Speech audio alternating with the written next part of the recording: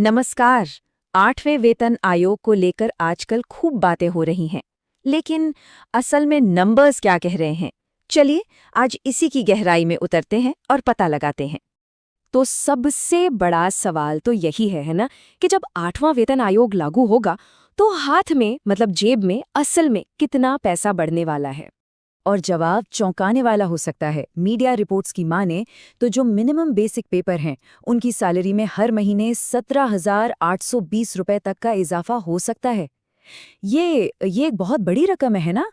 लेकिन रुकिए, इससे पहले कि हमें नंबर्स में और खो जाएं, एक बहुत ज़रूरी बात। यहाँ जो भी आंकड़े बताए जा रहे हैं, वो सब मीडिया रिपोर्ट्स पर आधारित हैं। मतलब ये सिर्फ अनुमान हैं। असली और आखिरी फैसला तो सरकार की ऑफिशियल नोटिफिकेशन के बाद ही सामने आएगा। तो चलिए शुरू करते हैं और समझते हैं कि ये जो बड़े बड़े आंकड़े हैं, ये जो अनुमान लगाए जा रहे हैं, वो आखिर आ कहाँ से रहे हैं। अच्छा, किसी भी नए बदलाव को समझने के लिए सबसे पहले ये देखना जरूरी है कि अभी क्या चल रहा है। तो पहले 7वें वेतन आयोग की बात करते हैं कि उसके हिसाब से सैलरी का हिसाब किताब आज कैसा है। देखिए, अभी के सिस्टम में दो मेन चीजें हैं। पहली है मिनिमम बेसिक पे, जो है 18,000 रुपये, और दूसरा है इस पर लगने वाला महंगाई भत्ता, जिसे हम डीए भी कहते हैं, और वो है फिलहाल 58%। तो जब हम इन दोनों को जोड़ते हैं, यानी बेसिक पे और डीए को, तो आज की तारीख में मिनिमम मंथली सैलरी बनती है लगभग 28,440 रुपये।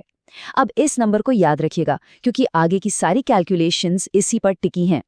चलिए अब बात करते हैं उस चीज की जो इस पूरी कहानी का असली हीरो है, या कह सकते हैं कि असली इंजन है, और वो है फिटमेंट फैक्टर का गणित। यही वो फॉर्मूला है जो सब कुछ बदलने वाला है। तो सवाल ये है कि आखिर ये फिटमेंट फैक्टर है क्या भला? देखिए, बहुत ही आसान शब्दों में कहें तो ये बस एक मल्टीप्लायर है, एक नंबर जिससे पुरानी बेसिक सैलरी को गुणा किया जाता है और बूम, नई बेसिक सैलरी सामने आ जाती है।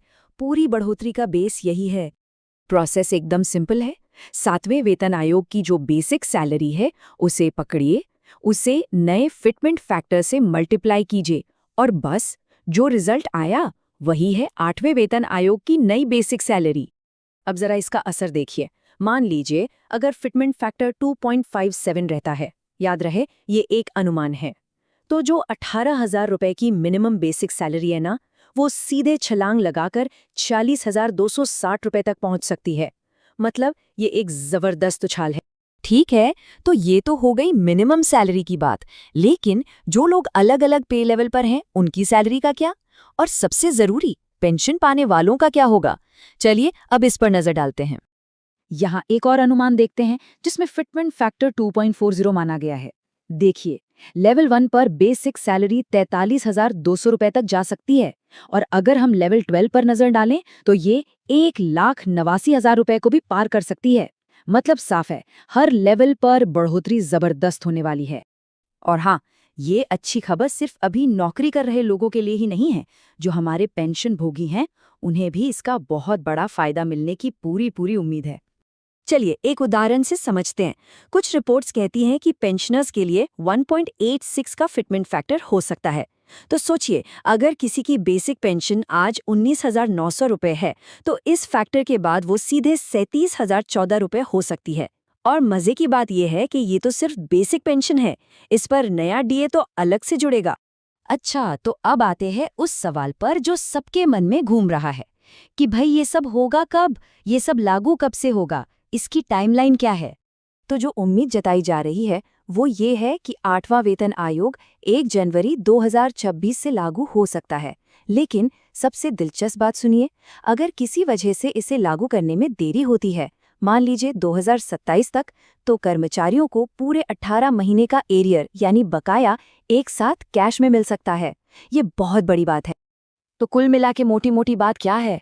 सैलरी में एक बड़ा जंप, पेंशन में जबरदस्त इजाफा, महंगाई भत्ते का फायदा तो मिलता ही रहेगा, और अगर देरी हुई तो एक मोटा एरियर मिलने की भी संभावना है। और आखिर में एक बार फिर से ये याद दिलाना बहुत जरूरी है कि ये सारे के सारे आंकड़े सिर्फ अनुमान हैं।